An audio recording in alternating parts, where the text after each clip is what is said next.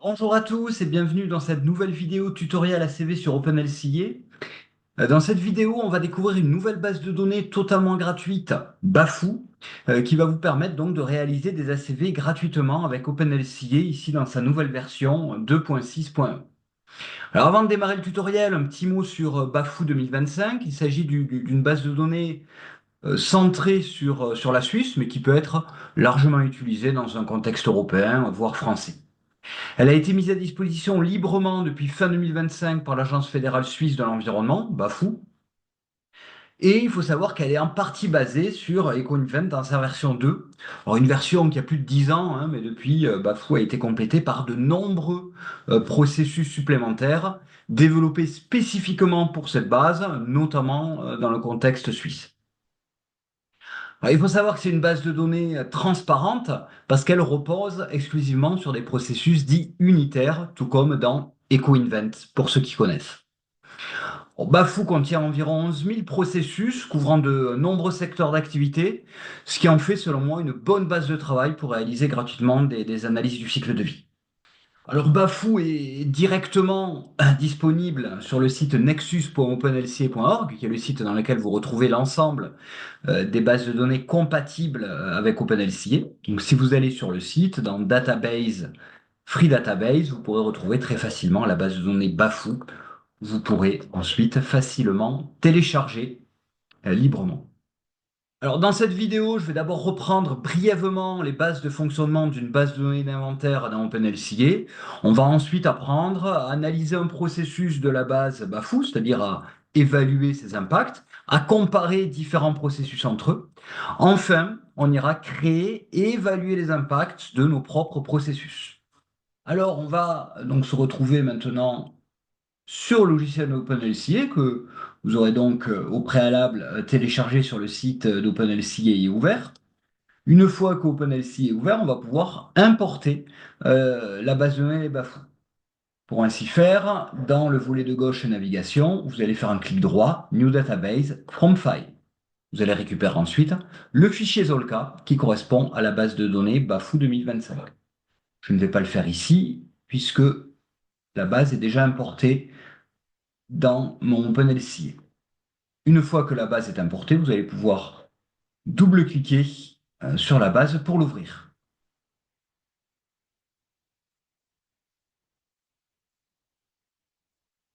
Une fois que la base est ouverte, on va pouvoir retrouver les différents dossiers qui composent une base de données d'OpenLCA et notamment le dossier principal où va se retrouver l'essentiel de l'information d'inventaire du cycle de vie de la base Bafou qui est le dossier Processes.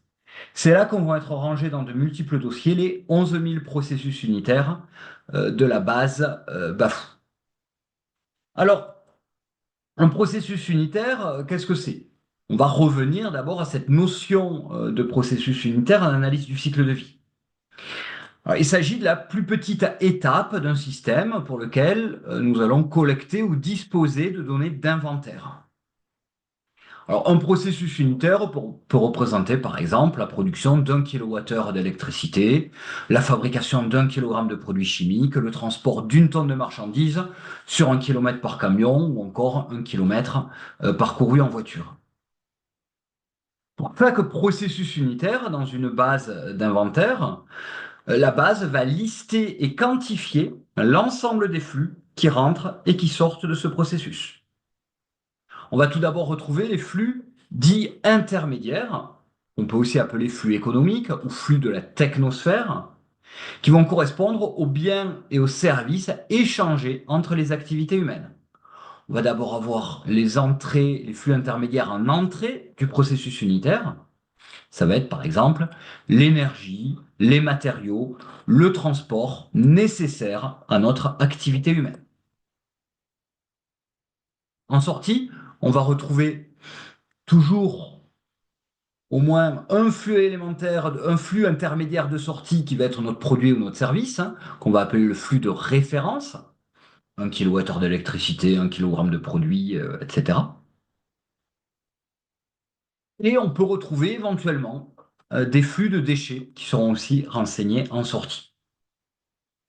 Le deuxième type de flux échangé dans un processus unitaire sont les flux élémentaires, ou flux de l'écosphère, ou flux de l'environnement. Ce sont les flux qui vont être directement échangés entre l'environnement et notre activité humaine étudiée. Il peut s'agir en entrée de ressources naturelles, de l'eau extraite d'une rivière, un minerai extrait d'une mine, ou en sortie, ça va être plutôt des flux de polluants qui vont être émis soit vers le compartiment air, soit vers le compartiment eau, soit vers le compartiment sol. On va maintenant pouvoir aller observer comment toute cette information est stockée dans la base de données Bafou, dans OpenLCA. Alors, on va s'intéresser pour cet exemple à un processus unitaire d'un transport en véhicule diesel. Donc, vous allez pouvoir aller dans Processes, dans la sous-catégorie Transport Systems, et on va aller dans le dossier qui s'appelle Road Transformation. Dans ce dossier, vous retrouverez tous les processus de transport routier, soit en vélo, en bus, en camion ou en voiture. On va descendre un petit peu dans le dossier qui est largement fourni jusqu'à se retrouver avec les processus qui s'appellent transport passenger car. Et là, on va s'intéresser spécifiquement à un transport en voiture diesel, avec une voiture dite compacte, hein, de taille relativement petite, et on va aller choisir cette voiture-là, transport passenger car diesel compact, 2013 Euro 5, qui est donc une voiture qui respecte la réglementation Euro au niveau 5, qui est un niveau de réglementation des niveaux de polluants qui sortent d'une voiture à l'échelle européenne, pour la géographie CH. En effet, l'acronyme qui est à la fin de tout processus unitaire qu'on peut retrouver dans une base de données dans OpenLCA correspond à la géographie de notre processus. Ici, CH correspond à Confédération helvétique. RER, que l'on retrouvera souvent, va correspondre à un processus européen. Donc, on va double-cliquer sur ce processus. Une nouvelle fenêtre va s'ouvrir correspondant à ce processus. Nouvelle fenêtre qui va contenir différents onglets. L'onglet General Information, ici, va nous présenter la description du système. Donc ici, quel type de véhicule et quelles sont, on va dire, ses caractéristiques. La représentation temporelle du processus, ici c'est pour l'année 2013, et la représentation géographique, ici en Suisse, donc Confédération helvétique, CH pour son code. Mais l'onglet qui va nous intéresser le plus, c'est l'onglet Input-Output. C'est là où on va retrouver l'ensemble des flux en entrée et en sortie que je viens de présenter dans ce graphe. On va retrouver la dénomination des flux, le type des flux, flux intermédiaire avec des rouages bleus, flux intermédiaire déchets avec des petites poubelles et flux élémentaire avec des feuilles vertes. On va retrouver aussi pour chacun de ces flux les quantités associées pour le flux de référence en sortie qui est ici 1 km. Par exemple, en entrée, on va se retrouver avec tous les flux d'activité humaine nécessaires pour faire rouler une voiture diesel sur 1 km. Ça va être par exemple le fuel supply for diesel véhicule qui va être en fait le diesel qu'on va devoir mettre dans le réservoir de la voiture. Pour rouler 1 km, on va avoir besoin de 0,036 kg, c'est-à-dire 36 grammes de diesel par kilomètre, ce qui correspond à environ 4 litres au 100 km de consommation de ce véhicule. On va aussi pouvoir retrouver la construction ici du véhicule diesel, passenger car diesel compact, avec la quantité nécessaire de véhicule diesel en item relative à 1 km. Donc là, on aura amorti l'entièreté d'un véhicule diesel à 1 km. C'est-à-dire on aura pris le véhicule diesel en entier divisé par le nombre de kilomètres que peut faire la voiture sur sa durée de vie, qui est ici, il me semble, correspond à 200 000 km. On va pouvoir retrouver aussi la construction de la route, sa maintenance, ici. Ici, un réfrigérant qui va correspondre liquide frigorigène de la climatisation. Et deux étapes de transport qui représentent ici la logistique d'acheminement dans la voiture jusqu'au concessionnaire.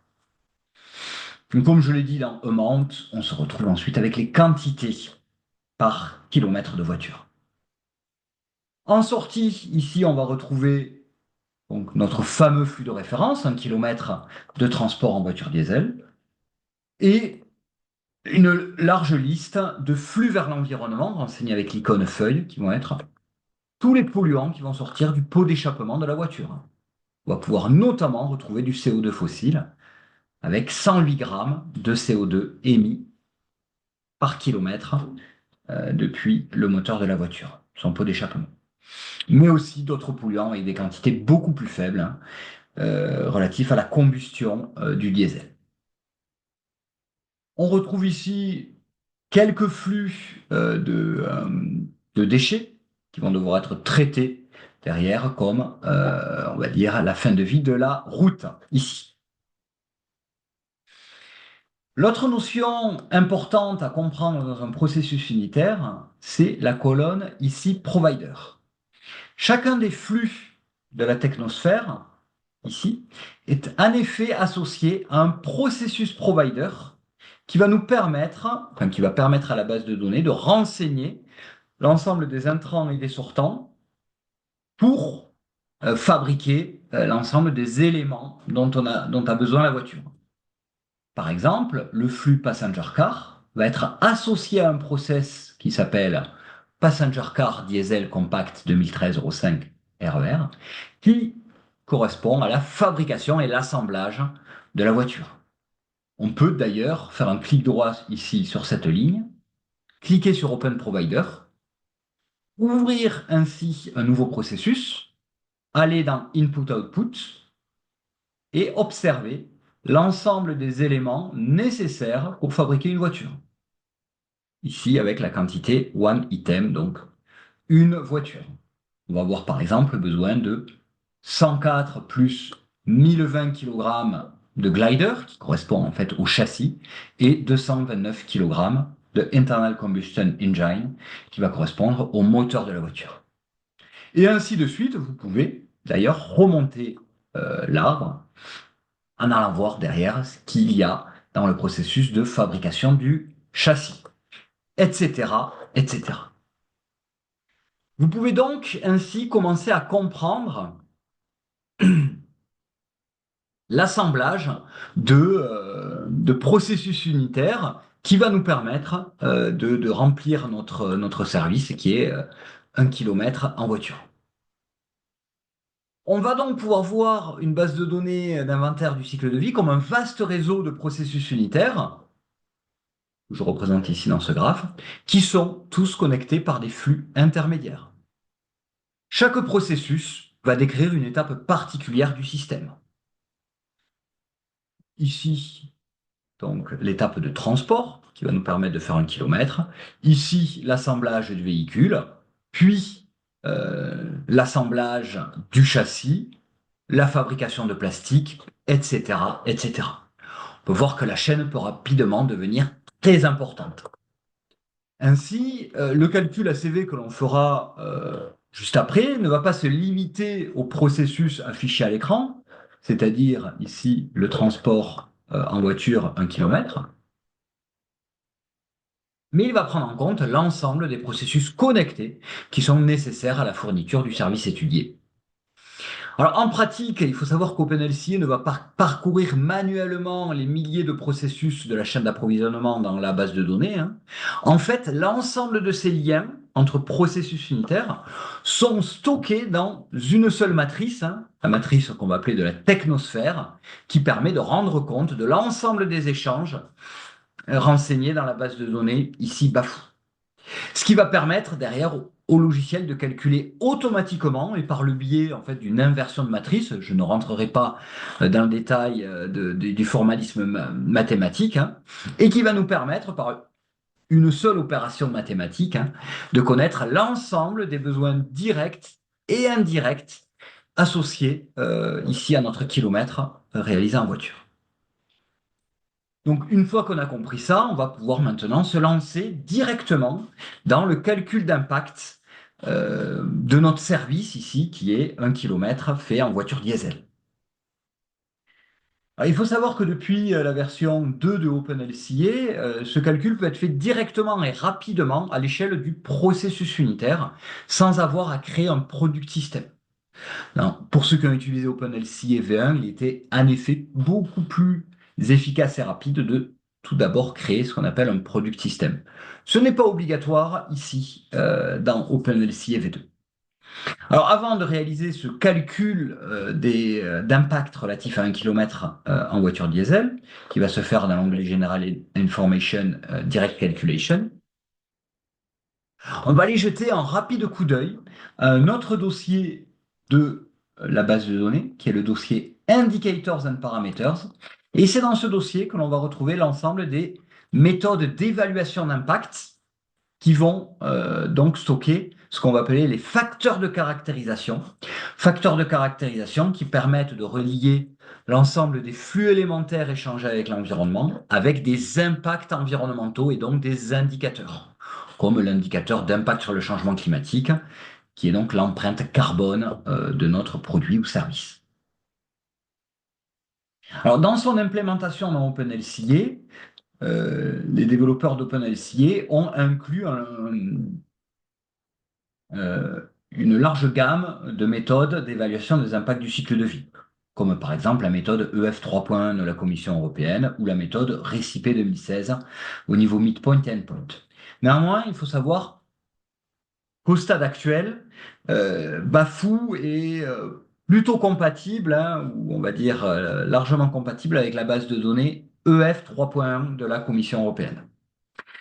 C'est-à-dire que la dénomination des flux élémentaires et des facteurs de caractérisation marche bien pour cette méthode, ce qui n'est pas forcément totalement le cas pour les autres méthodes qui peuvent avoir quelques bugs. C'est pour ça que dans cette vidéo, on va utiliser cette méthode EF 3.1 de la Commission européenne.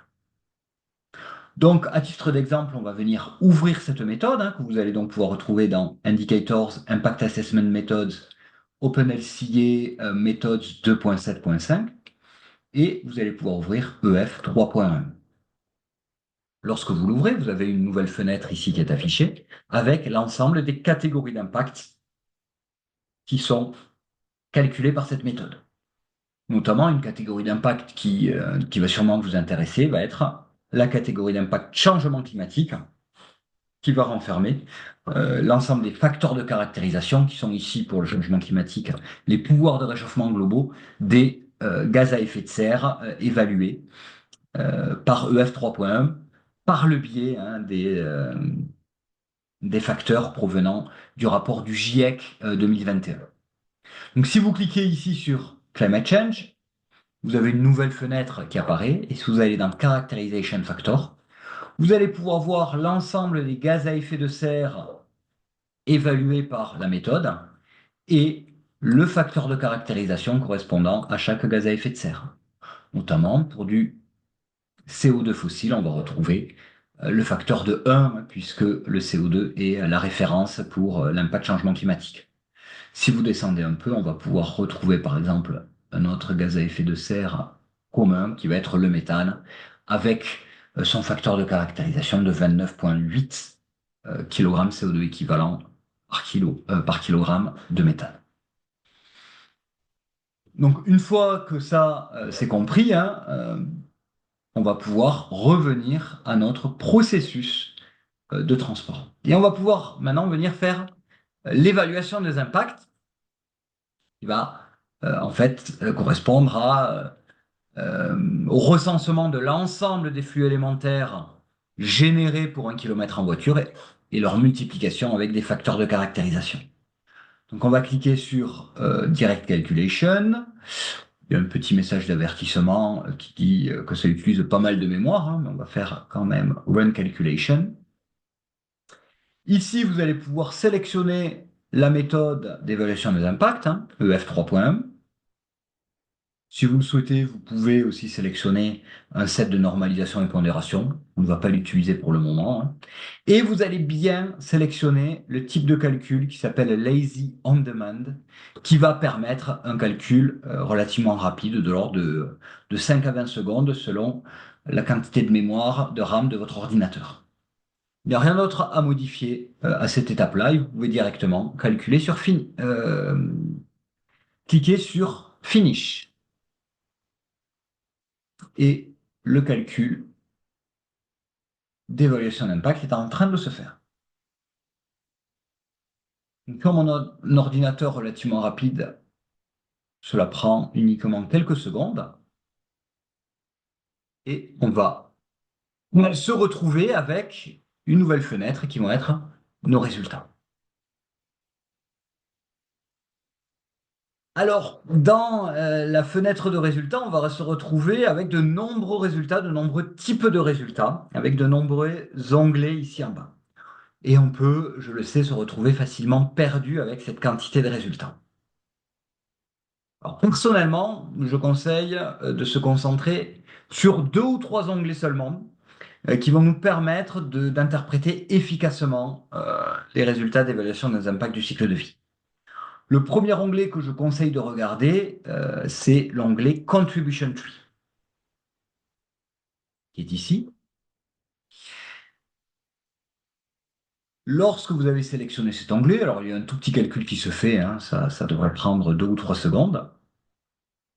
Vous allez tout d'abord commencer par pouvoir sélectionner la catégorie d'impact qui va vous intéresser.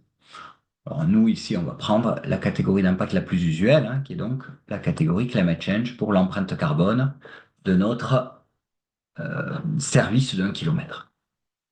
Alors, l'arbre de contribution va nous permettre de visualiser les impacts cumulés des différents processus mobilisés par notre système.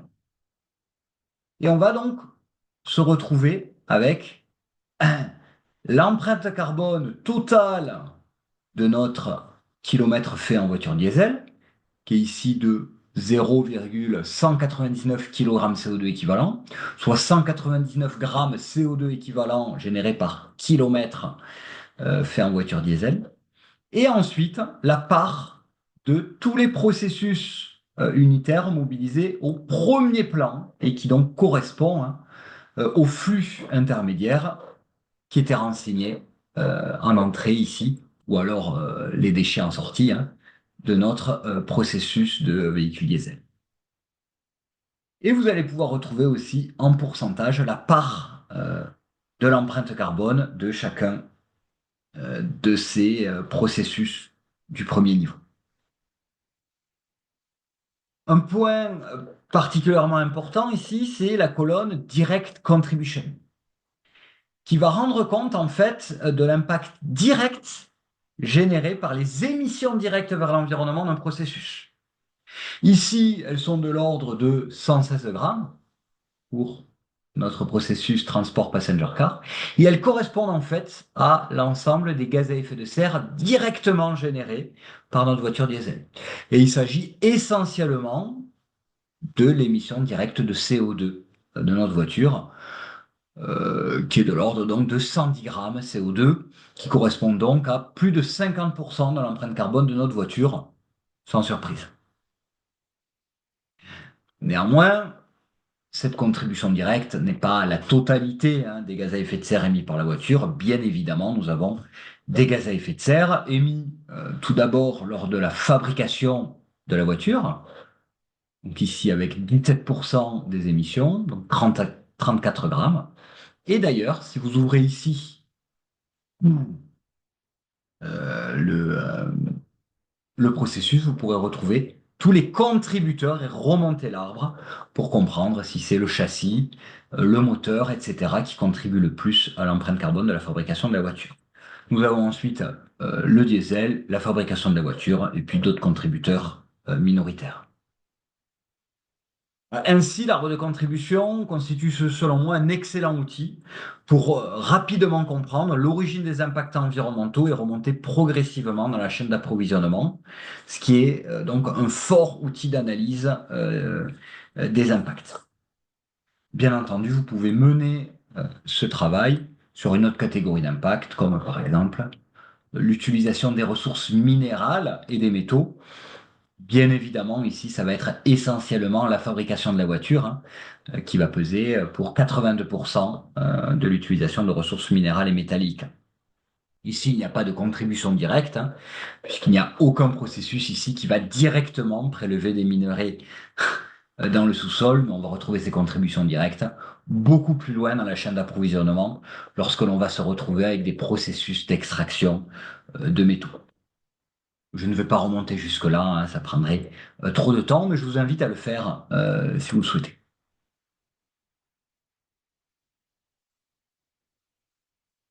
Donc ça, c'est le premier onglet qui me paraît très important. Alors un onglet associé à cet arbre de contribution, mais qui nous permet d'avoir la même information de manière graphique, c'est l'onglet Sankey Diagram. L'onglet Sankey Diagram va nous permettre de faire cette même représentation de l'arbre de contribution, mais d'une manière graphique, où vous allez avoir la quantité d'impact qui va être proportionnelle à, on va dire, l'épaisseur des flèches renseignées ici dans ce diagramme 5. Alors ici, nous allons par exemple sélectionner la catégorie changement climatique que vous pouvez modifier ici dans ce petit bouton-là, changement climatique. Et donc, on va pouvoir observer les mêmes données, hein.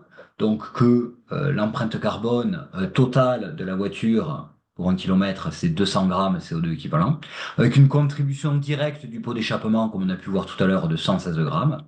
Et ensuite, on va pouvoir remonter les contributions indirectes, comme la fabrication de la voiture, le châssis, etc., etc. Je vous laisse, là aussi, si vous le souhaitez, regarder de plus près ce type de représentation. Alors enfin, un autre onglet qui me paraît important pour l'analyse des résultats en ACV sur OpenLCA, c'est l'onglet Impact Analysis. Alors cet onglet il va nous permettre déjà tout d'abord d'obtenir globalement l'ensemble des résultats absolus pour les catégories d'impact de notre méthode EF 3.1. Changement climatique ici à 200 grammes CO2 équivalent, mais aussi l'utilisation d'eau à 0,01 mètre cube world équivalent, etc., etc. Mais le réel intérêt de cet onglet est surtout d'analyser les contributeurs de chaque catégorie d'impact, que ce soit au niveau des processus unitaires ou au niveau des flux élémentaires et donc des polluants qui contribuent à ces impacts. Par exemple, cliquons sur changement climatique. Attention, ici ce n'est pas la même information que dans Contribution Tree. Ici, on va pouvoir visualiser les processus qui contribuent directement aux émissions de gaz à effet de serre. Certains sont faciles à identifier, comme ici l'usage de la voiture diesel, qui émet, comme on l'a vu tout à l'heure, 116 grammes CO2. D'autres peuvent être situés beaucoup plus loin dans la chaîne d'approvisionnement, beaucoup plus en amont. Par exemple, ce processus Natural Gas Vented, qui correspond à un rejet direct de gaz naturel et qui est probablement impliqué quelque part, soit dans la production du carburant, du diesel, ou encore dans certains matériaux nécessaires à la fabrication de la voiture.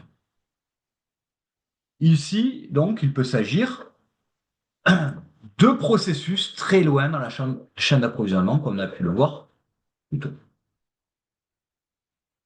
Alors, cette vue, elle n'est pas toujours facile à interpréter lorsqu'on débute un ACV, car les processus affichés peuvent provenir de différentes étapes de la chaîne d'approvisionnement que vous ne connaissez pas. Mais si vous combinez cette vue avec la vue arbre de contribution, vous pourrez mieux comprendre où les impacts sont réellement générés. L'autre fonctionnalité intéressante, c'est de cliquer à chaque fois sur un processus pour voir quels sont les flux élémentaires qui vont correspondre à l'impact environnemental. Par exemple, ici pour la voiture, c'est essentiellement le CO2, mais aussi on peut voir du tétrafluoroéthane, qui est un liquide frigorigène, hein, donc une fuite de la clim de la voiture, qui lui aussi va, on va dire, contribuer aux émissions de gaz à effet de serre de la voiture. Certes, avec une quantité très faible de fuite ici de fluide frigorigène, mais un facteur de caractérisation et un pouvoir de réchauffement global très fort. Vous pouvez faire ça pour d'autres catégories d'impact pour essayer de comprendre aussi quel polluant et à quel endroit ce polluant est généré.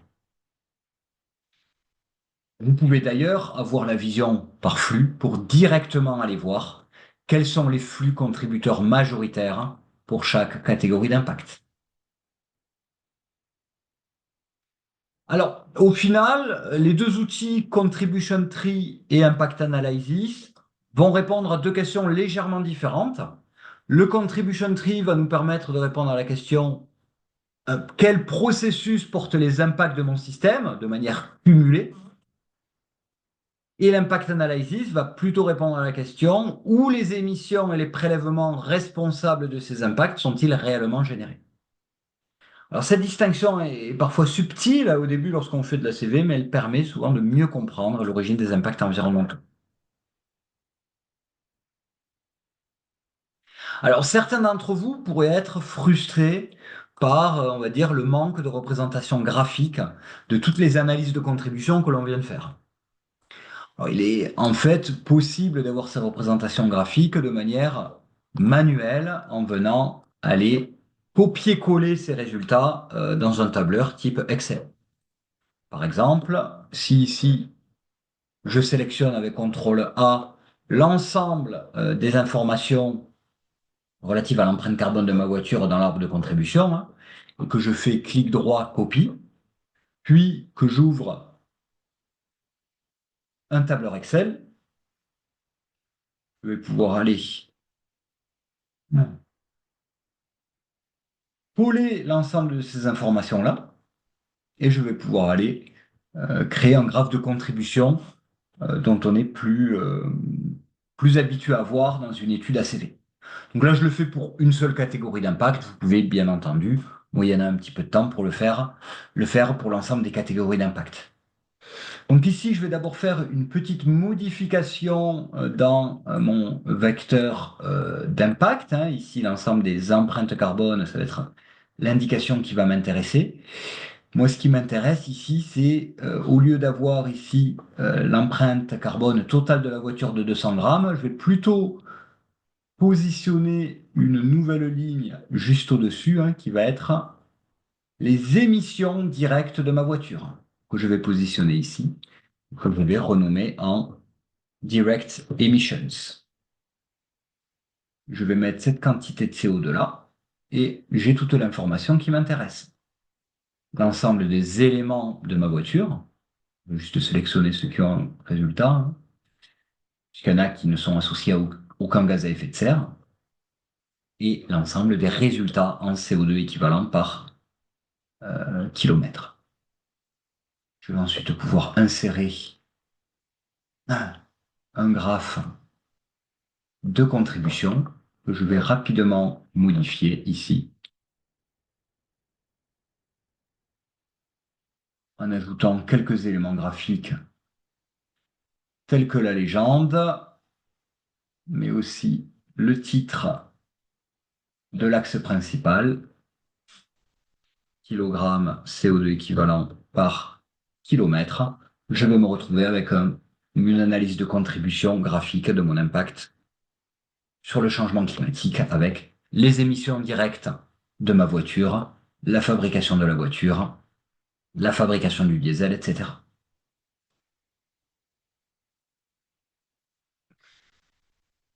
Donc voilà un petit peu le b.a.-ba, hein, de l'analyse de résultats dans OpenLCA, notamment avec la base de données BAFU. À présent, une fois qu'on a analysé les impacts environnementaux d'un processus, la deuxième chose qui pourrait nous intéresser, ça va être bien entendu de comparer cette activité avec une autre activité de la base de données, hein, puisque l'ACV est une méthode avant tout comparative. On va se proposer ici d'aller tout d'abord analyser un deuxième processus de transport et on va s'intéresser à un processus de transport en voiture avec un véhicule électrique. Donc on va pouvoir revenir dans notre dossier Transport System Road Transformation et on va aller rechercher un processus de transport en voiture avec une voiture électrique. Je vous propose qu'on sélectionne cette voiture-là, Transport Passenger Car batterie électrique compacte, pour avoir la même taille de voiture que la voiture diesel que l'on vient d'analyser. On va aller sélectionner avec une batterie LFP. Et on va sélectionner une électricité label certified, qui va être une électricité verte, notamment à partir d'électricité renouvelable, faite en Suisse. Donc on va pouvoir, comme pour la voiture diesel, ouvrir déjà ce processus-là, venir l'observer comme avec la voiture thermique. On va retrouver ici l'ensemble des éléments, hein, comme l'électricité nécessaire pour faire un kilomètre en voiture, hein, 0,189 kWh, la fabrication de la batterie, la fabrication de la voiture, etc. Et on va se retrouver aussi avec, en sortie, notre kilomètre fait en voiture électrique et l'ensemble des sortants qui sont largement plus limités que pour la voiture thermique, puisqu'on n'a pas de pot d'échappement avec toutes les produits de combustion. On a quand même ici un flux de bruit, hein, et aussi un flux, mais très minoritaire de CO2 qui est émis par je ne sais quel processus dans cette voiture électrique. Donc voilà pour la voiture électrique. Alors, la première chose qu'on va pouvoir faire, c'est par intérêt déjà, c'est calculer l'impact de ce kilomètre en voiture électrique. Donc là, exactement comme pour la voiture thermique, on va pouvoir lancer le calcul de manière très rapide et pratique. Allez dans Contribution Tree. Une fois que vous avez la fenêtre de résultat, allez dans Changement climatique et venir observer l'empreinte carbone de ce kilomètre en voiture. Ici, on a une empreinte carbone de 67 grammes CO2 équivalent. Pour la voiture thermique, si votre mémoire est bonne, on était à 200 grammes. Donc, on confirme déjà ici hein, l'empreinte carbone plus faible de la voiture électrique, hein, environ divisé par 3 par rapport à la voiture thermique. Aussi ici essentiellement parce qu'on a utilisé une électricité verte qui va avoir un impact sur l'empreinte carbone de la voiture relativement faible, hein. Ici uniquement 2 grammes de CO2 est émis par la fabrication de l'électricité certifiée en Suisse. Ainsi, puisque l'électricité, on va dire, génère un impact beaucoup plus faible que la voiture thermique, ça va être la fabrication de la voiture et la fabrication ici de la batterie qui vont être des éléments déterminants, sans surprise, dans l'impact environnemental de cette voiture. Là encore, hein, vous allez pouvoir aussi observer d'autres catégories d'impact. Par exemple, utilisation de ressources minérales et métalliques, où là encore, hein, la fabrication de la voiture, sans surprise, domine largement, là aussi, cet impact environnemental.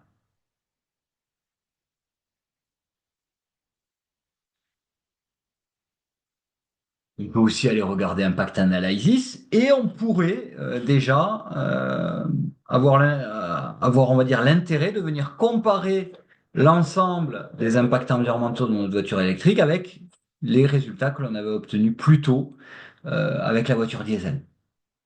Alors en fait, ce serait possible, hein, en théorie, de le faire directement à ce stade-là, en venant copier-coller ces résultats, faire de la même manière pour le véhicule thermique et réaliser des graphes de comparaison sur un tableur Excel. Néanmoins, il faut savoir que ce type de comparaison est aussi faisable directement dans le logiciel OpenLCA.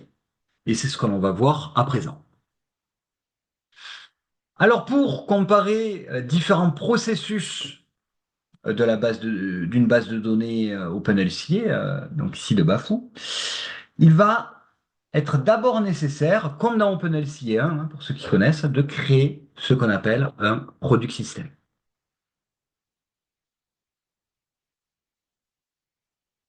En effet, on va dire pour comparer plusieurs systèmes, OpenAI a besoin de construire explicitement l'ensemble de la chaîne d'approvisionnement associée à notre processus, et ça va être là le rôle de ce fameux product system. Alors le product system, il va représenter le système étudié dans son ensemble. Il va contenir le processus principal, hein, mais également l'ensemble des fournisseurs et processus d'arrière-plan mobilisés pour satisfaire la demande étudiée. Donc, on va créer le product system tout d'abord pour notre voiture électrique. Ici, vous n'avez rien à changer, vous pouvez directement cliquer sur Finish, attendre quelques secondes, et vous verrez donc que dans le dossier product system de la base de données, un nouvel objet a été créé, qui a le même nom que notre processus unitaire. Vous pourrez d'ailleurs observer dans le petit onglet en bas Model Graph l'ensemble des connexions qui ont été réalisées par OpenLCI. On va se retrouver effectivement ici avec notre process, que l'on est déjà allé voir, mais vous pourrez naviguer dans l'arbre des processus avec par exemple ici la fabrication de la voiture, la fabrication de la batterie, la fabrication de la cathode de la batterie, enfin non, du collecteur de courant de la cathode, la fabrication de l'aluminium primaire, etc. Cela vous donne aussi une représentation graphique des différentes chaînes d'approvisionnement, ce qui peut être pratique d'un point de vue pédagogique. Donc, au niveau de cet objet, vous n'allez rien faire de plus, hein. Ça va juste être un objet intermédiaire qui va ensuite nous permettre de faire un projet de comparaison entre product system. Donc, on a créé le product system pour la voiture électrique. On va faire la même chose pour la voiture thermique, diesel. Si vous le souhaitez, vous pouvez aller voir le modèle graph. Chose que je ne vais pas faire. On va pouvoir refermer le product system.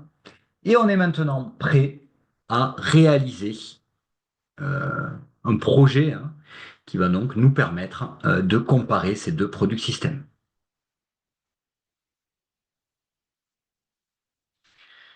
Donc pour créer un projet, vous allez faire un clic droit sur Project, cliquer sur New Project. On va appeler ce projet Comparaison des voitures. Et on va faire Finish. Vous avez une nouvelle fenêtre qui apparaît, Comparaison des voitures. Et ici, la première chose que vous allez faire, c'est sélectionner vos deux product systems qui sont dans le volet navigation à gauche et venir les glisser dans Compared Product System. L'autre manière de le faire est soit de cliquer sur plus ici dans Compared Product System ou de double-cliquer ici dans Compared Product System. On a donc nos deux systèmes qu'on va pouvoir renommer au niveau du nom. Je vais appeler le premier Electric Car, le deuxième Diesel Car. Ça va nous permettre de simplifier les graphes lorsqu'on va faire le calcul des impacts. On va venir sélectionner une méthode d'évaluation des impacts. On va sélectionner la même, EF 3.1. Et on va aussi sélectionner un set de normalisation et de pondération qui va nous permettre d'accéder à un score unique nous permettant de normaliser et pondérer l'ensemble des catégories d'impact. Je ne vais pas du tout rentrer ici dans cette vidéo dans le détail, on va dire, de l'utilisation du score unique normalisé et pondéré par rapport à l'utilisation de méthodes midpoint endpoint en ACV. La méthode normalisation-pondération peut être critiquable parce qu'elle est subjective. Néanmoins, je vais l'utiliser ici à titre d'exemple pour vous montrer comment représenter des scores uniques dans le logiciel OpenLC. Avant de lancer le calcul, on va demander à OpenLCA de créer un rapport d'analyse lorsqu'on va faire les calculs. Ça va vous permettre d'avoir des graphes exploitables pour faire vos rapports ACV. Donc vous cliquez sur Create Report et là vous avez un nouvel onglet en bas qui apparaît, Report, avec différentes sections et différents types de résultats qui sont par défaut proposés par OpenLCA. On va garder l'ensemble des sections proposées. Vous pouvez bien entendu dire les modifier à votre convenance. Et on va ajouter une dernière section qui va nous intéresser, qu'on va appeler la section Single Score, qui va nous permettre de montrer un score unique normalisé pondéré. Vous allez ici sélectionner dans Component Single Score Bar Chart. Une fois que ceci est fait, on revient dans Project Setup. On vient bien sauvegarder notre projet avec la disquette en haut à gauche et vous allez cliquer sur Calculate. Ici, vous avez un petit temps de calcul qui est opéré. souvent un petit peu plus long que le calcul d'un processus unitaire seul. Le résultat est fini. On va pouvoir avoir d'abord des tableaux qui vont vous donner les résultats bruts. Vous pouvez déjà avoir des éléments de comparaison entre vos deux systèmes, comme par exemple ici la comparaison de l'empreinte carbone entre notre voiture diesel à 200 grammes CO2 équivalent contre notre voiture électrique. Nous connaissions déjà ce résultat, mais aussi l'ensemble des autres résultats au niveau midpoint, au niveau normalisé, pondéré et score unique. Nous n'avons toujours pas de graphe de comparaison, mais ces graphes sont disponibles dans Report. Donc nous avons les différentes sections. D'abord, la présentation des catégories d'impact, les résultats bruts, et ensuite un premier élément qui nous intéresse, qui est le Variant Comparison, qui va vous permettre d'avoir le résultat graphique ici de l'empreinte carbone de nos deux produits, diesel contre électrique. On peut analyser ici donc l'empreinte carbone plus faible de notre voiture électrique. Juste en dessous, on va se retrouver avec l'ensemble des catégories d'impact. Dans un graphe dit de comparaison, où la solution qui génère le plus d'impact environnemental pour chaque catégorie va être positionnée à 100%, et la solution qui génère moins d'impact que l'autre va avoir une barre plus petite avec le pourcentage correspondant. On peut retrouver ici, par exemple, notre catégorie changement climatique total, qui comprend toutes les partie du changement climatique avec notre voiture électrique à 100%, notre voiture diesel à 100% et notre voiture électrique à 33% de l'impact de l'électrique. Alors, dans ma version ici de Bafou F3.1, j'ai un petit souci graphique où je n'ai pas le nom de toutes les catégories d'impact. Ce sera peut-être corrigé dans une version suivante ou peut-être c'est bien affiché chez vous. D'ailleurs, ici en première analyse, on peut voir que la voiture électrique est plus intéressante sur certaines catégories d'impact, associées notamment à l'émission de polluants, on va dire, depuis le pot d'échappement de la voiture. C'est par exemple le cas de la catégorie formation de particules fines, où c'est le diesel qui domine, mais aussi la catégorie utilisation de ressources fossiles. Et si je la retrouve, voilà, la catégorie formation d'ozone photochimique qui est associée à l'émission de NOx provenant de la combustion de diesel dans le moteur et qui fait là aussi grimper l'impact du diesel par rapport à l'impact de l'électrique, ce qui n'est pas une surprise. Néanmoins, on peut observer que la voiture électrique domine aussi certains impacts. On a ce qu'on appelle des transferts d'impact vers d'autres catégories, ce qui n'est pas une surprise pour la voiture électrique, on le savait déjà. Et donc, ça va être toutes les catégories pour lesquelles la voiture électrique en rouge ici domine. Et c'est notamment le cas de la catégorie Resource Use Minerals and Metals, où là, compte tenu du poids plus important de la voiture électrique et du poids de la batterie, et on va dire de la diversité des métaux utilisés dans la voiture électrique, que ce soit pour le moteur ou pour la batterie, on a un impact plus important. C'est aussi le cas pour d'autres catégories, comme par exemple les catégories associées à la toxicité humaine. Là aussi, c'est lié à l'utilisation de métaux et donc on va dire à l'émission de métaux dans l'environnement qui peuvent ensuite affecter la santé humaine. On ne va pas ici rentrer dans le détail de ce résultat, ce n'est pas forcément l'objet de cette vidéo. Vous pouvez ici retrouver le résultat en single score, où on va avoir un score normalisé et pondéré avec une unité qui est, on va dire, la proportion d'impact par rapport à un citoyen européen sur un an. Là aussi, je ne vais pas rentrer dans le détail de cette unité-là. Et on peut voir que, au global, si on normalise et on pondère les résultats sur un score unique, même si on peut critiquer cette approche qui est subjective, avec ses poids subjectifs, on a au global une voiture électrique qui reste quand même plus pertinente que la voiture diesel, notamment parce qu'elle a largement diminué l'impact sur le changement climatique, mais aussi sur d'autres catégories comme la formation de particules fines ou la formation d'ozone photochimique, mais qu'à contrario, elle a augmenter l'impact sur d'autres catégories comme l'utilisation de ressources minérales. Donc voilà un petit peu le b.a.-ba hein, de l'analyse comparative de résultats de processus dans OpenLC. Il y a un outil aussi qui peut être pertinent, même s'il est relativement difficile d'accès pour les usagers débutants de OpenLC et de Bafou.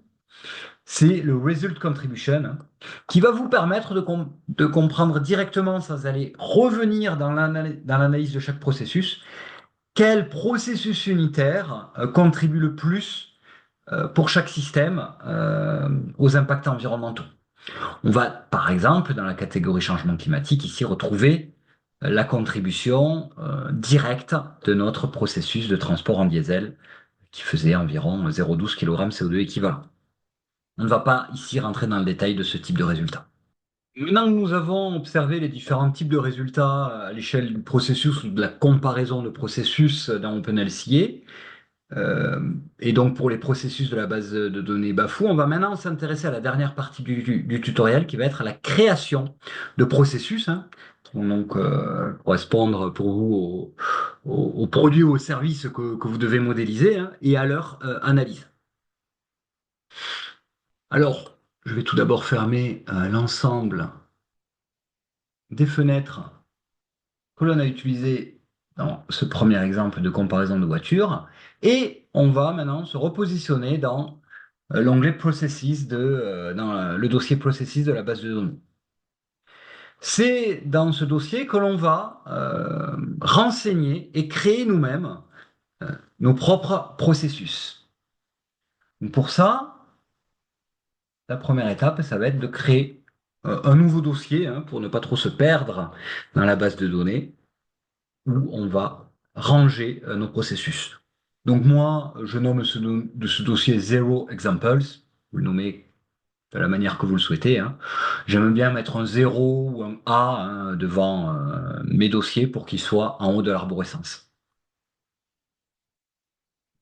Voilà, mon dossier est créé et on va maintenant s'intéresser à un exemple très simple. Hein, on va se proposer de modéliser les impacts environnementaux d'un plat d'asperges cuites à l'eau. Hein, c'est de saison, hein, au printemps. Hein. Et donc, on va se proposer de créer un processus de cuisson des asperges dans de l'eau avec, pour ce premier exemple, un chauffage au gaz. Donc, pour ce processus, hein, on va donc créer ce processus et renseigner euh, quatre flux intermédiaires associés à ce processus-là de manière très simplifiée. Hein.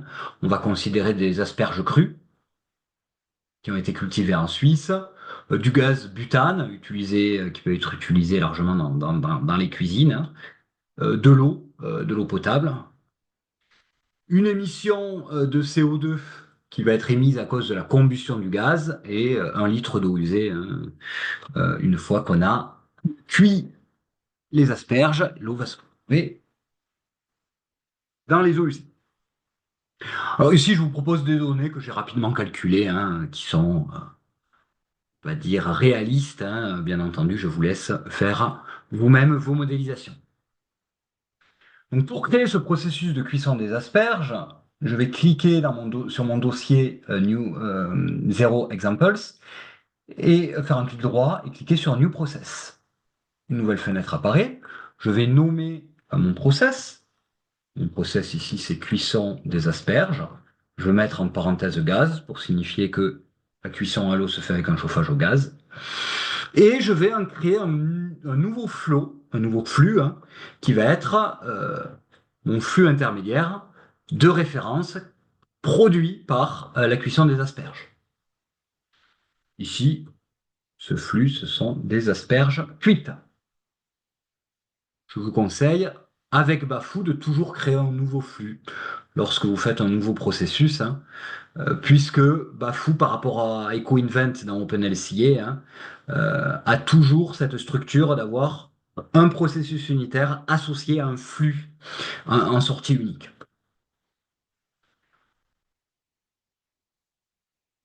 L'unité de référence pour ce flux-là, c'est la masse, hein, puisque on va avoir en sortie 100 grammes d'asperges cuites. Je fais finish. Nous avons le nouveau processus qui est créé, qui a la même structure que les processus déjà renseignés dans la base de données Bafou. Et donc, vous pouvez, dans General Information, si vous le souhaitez, décrire votre processus, donner une représentation temporelle, donner aussi la géographie, hein. Donc, moi, je vais considérer ici que c'est en Suisse, hein. Non, je veux dire que c'est même en France, hop, que ce processus a lieu. D'ailleurs, si vous signifiez que c'est en France et que vous sauvegardez le processus, vous verrez directement que le nom du processus aura été augmenté par l'acronyme FR à la fin du processus. On va maintenant rentrer dans le cœur de la modélisation qui est le tableau input-output ici. Dans les inputs, on va pouvoir renseigner nos trois flux d'asperges, de gaz butane et d'eau potable. Pour ainsi faire, dans Input, vous allez soit double-cliquer sur la fenêtre, soit ici cliquer sur plus, et vous avez une nouvelle fenêtre qui apparaît. Cette fenêtre va correspondre à l'ensemble des dossiers où sont stockés les flux intermédiaires, mais aussi les flux élémentaires de la base de données. Je l'ai dit un petit peu plus tôt, hein, le nom de ces flux intermédiaires correspond en fait au nom des processus desquels ils sortent. Et on va commencer à faire notre recherche. Donc soit vous connaissez très bien la base de données Bafou, vous allez chercher vous-même, on va dire, les différents flux nécessaires pour vos asperges cuites. Donc par exemple, si vous connaissez très bien la base de données, vous saurez que si je le retrouve, que les asperges se cachent dans agricultural, agricultural, plant production, et vous retrouverez ici des asperges conventionnelles en Suisse. Néanmoins, si vous ne connaissez pas la base de données, je vous conseille de largement utiliser le filtre ici, où vous pouvez taper le nom, hein, du flux qui vous intéresse. À chaque fois que vous utilisez ce filtre, appuyez ici sur le petit plus pour voir l'entièreté des flux intermédiaires disponibles dans la base de données avec votre filtre. Ici, on va se retrouver avec notre fameuse asperge suisse. Je vais double-cliquer sur mon asperge suisse et je vais mettre 0,1 kg. Vous pouvez aussi ici modifier l'unité, mettre des grammes et mettre 100 grammes. Dans Provider, on va venir connecter notre flux intermédiaire Asparagus Conventional avec le processus qui fabrique, qui produit ces asperges, qui est un processus agricole. Vous pouvez d'ailleurs, si vous souhaitez, aller voir ce processus agricole en faisant clic 3 Open Provider si vous êtes intéressé par les éléments qui sont nécessaires pour cultiver l'asperge. Alors que dans alors que dans OpenLC EcoInvent, il était obligatoire, on va dire, de sélectionner un provider, ici, ce n'est pas obligatoire. Pourquoi? Parce que, comme je l'ai dit, chaque flux a un unique provider. Dans tous les cas, OpenLC comprendra directement quel est le provider relatif à votre flux. Je vous conseille quand même de le faire par automatisme. Donc, on récupère nos asperges, on récupère notre butane. Hop, donc là, je vous signale juste le nom des processus que l'on va utiliser, enfin des flux. On va utiliser le flux qui s'appelle propane-butane at refinery, hein. Hop, et on va mettre la quantité, qui est donc de 13 grammes ou 0,013 kg.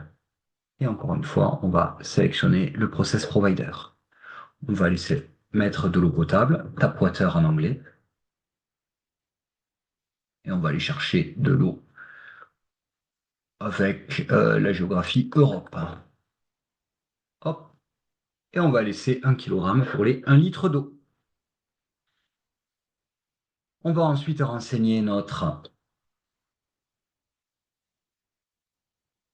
flux élémentaire de CO2, carbone dioxide. On va ouvrir Et là, attention, hein, c'est un flux élémentaire, donc il va falloir choisir un flux avec la petite feuille. Alors, pour les flux émis vers l'environnement, vous verrez que vous aurez toujours différents compartiments, notamment pour les émissions dans l'air. Vous avez dans l'air avec une densité haute population, basse stratosphère, unspecified. Alors, pour la majorité des flux que vous allez manipuler à votre niveau, le compartiment ne va pas avoir une énorme importance.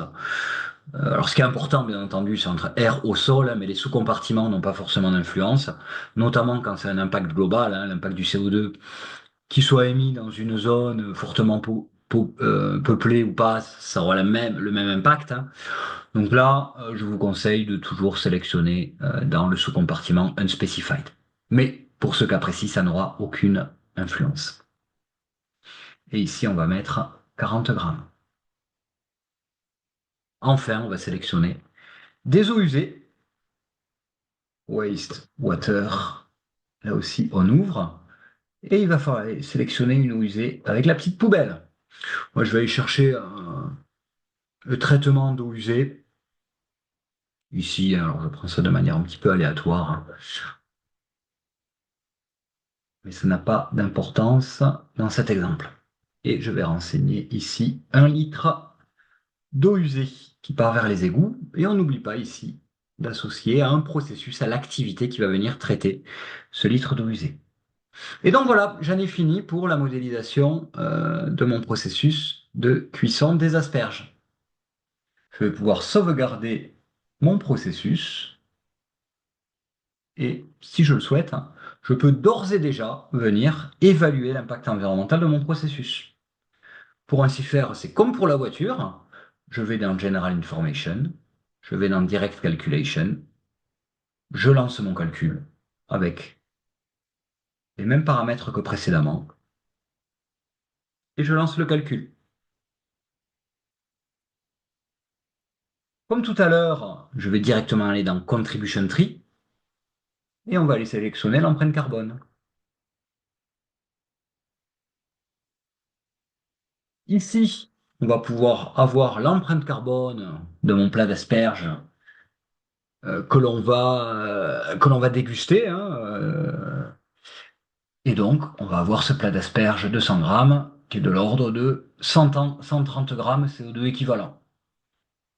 Ce qui correspond à l'empreinte carbone environ de 1 km fait en voiture diesel, hein, que l'on a pu voir tout à l'heure. Bon, le chiffre absolu ne vous intéresse sûrement pas tant que ça. Ce qui va nous intéresser plus, ça va être bien entendu les éléments, les différents éléments qui vont contribuer le plus. Sans trop de surprise, ça va être la culture de l'asperge, hein, donc l'étape agricole, hein, qui domine souvent, on va dire, les impacts environnementaux de recettes, qui ici portent 58% de l'empreinte carbone, soit 76 grammes CO2 équivalent pour les 100 grammes d'asperges. On va retrouver aussi une contribution directe. Ici, c'est les 40 grammes de CO2 émis par la combustion du gaz euh, que j'ai utilisé dans ma cuisinière. On a aussi la fabrication du gaz et puis deux contributions très minoritaires relatives à l'eau. Ce qui est intéressant ici, c'est aussi d'aller ouvrir chaque processus pour comprendre quels sont les éléments qui contribuent le plus, notamment ici, à notre étape agricole de culture d'asperges. On ne va pas rentrer dans ce détail de niveau d'analyse dans ce tutoriel.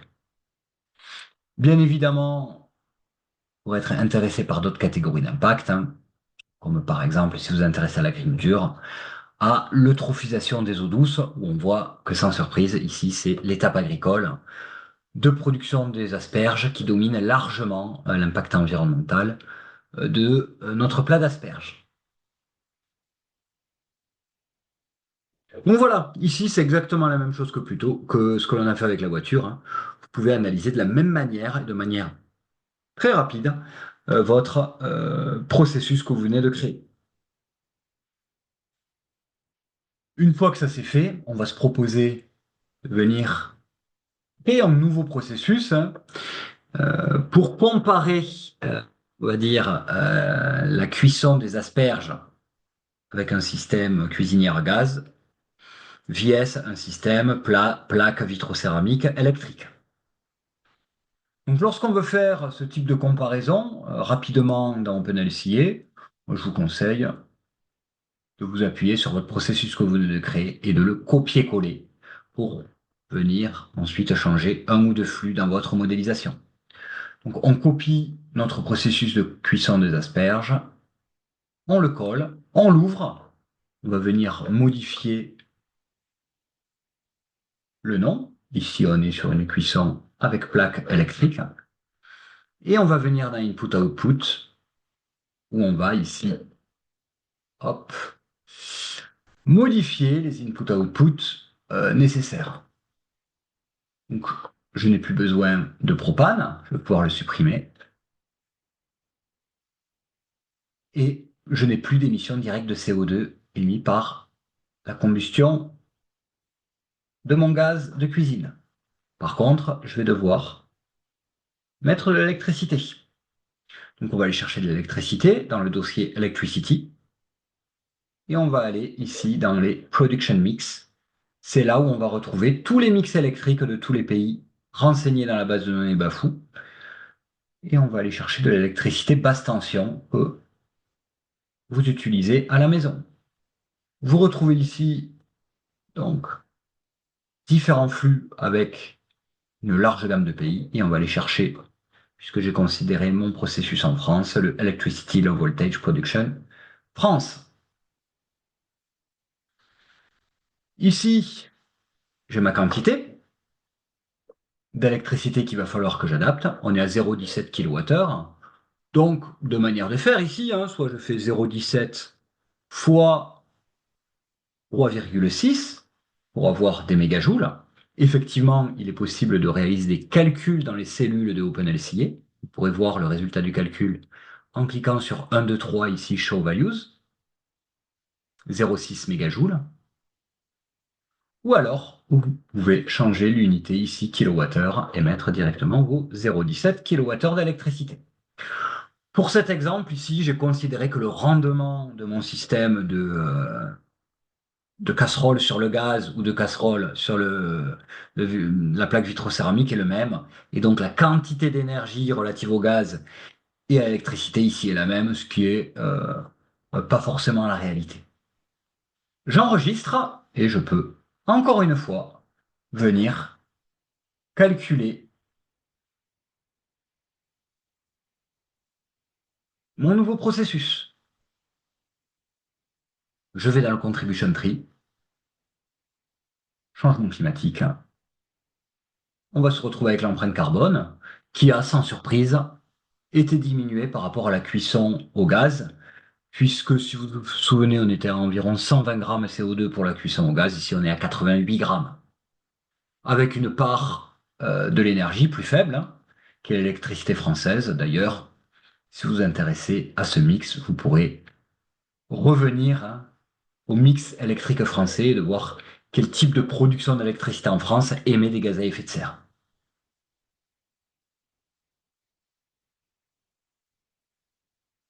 J'en ai fini pour l'analyse de mes deux processus. Comme pour la voiture, on va pouvoir très rapidement faire une comparaison dans OpenLCA en créant tout d'abord les product systems. Je le fais pour mes deux processus. Je fais cette étape-là avec moins d'explications que tout à l'heure, puisque c'est exactement la même chose que pour notre exemple sur la voiture. J'ai mes deux product systems, cuisson des asperges, gaz et électrique. Donc, pouvoir maintenant créer notre projet qui va nous permettre de comparer les deux product systems dans le logiciel. Je vais nommer ce projet Asperge. Dans la nouvelle fenêtre, tout comme pour le projet précédent des voitures, je vais pouvoir glisser mes deux product systems dans Compare Product System. Ici, je ne vais pas changer les noms, qui sont relativement brefs. Ce n'est pas nécessaire. Vérifier qu'on compare bien ici la même unité fonctionnelle. D'ailleurs, Si vous vous souvenez, on avait créé les deux processus pour 100 grammes d'asperges cuites. Ici, automatiquement, OpenLC a ramené la comparaison à 1 kg d'asperges cuites. Donc là, c'est comme vous voulez, hein. Vous pouvez bien évidemment modifier cette quantité si vous voulez avoir des résultats pour 100 grammes ou laisser à 1 kg si vous voulez mettre à l'échelle pour avoir les impacts par kilogramme d'asperges cuites. On n'oublie pas de sélectionner notre méthode d'impact. Bon, ici, on n'ira pas très loin dans l'analyse des résultats, donc on ne va pas faire de normalisation et de pondération, hein, mais on va quand même créer un rapport, donc create report comme tout à l'heure. On laisse les sections proposées par le logiciel, on revient dans Project Setup, on vient sauvegarder et on lance le calcul pour la comparaison de nos deux modes de cuisson.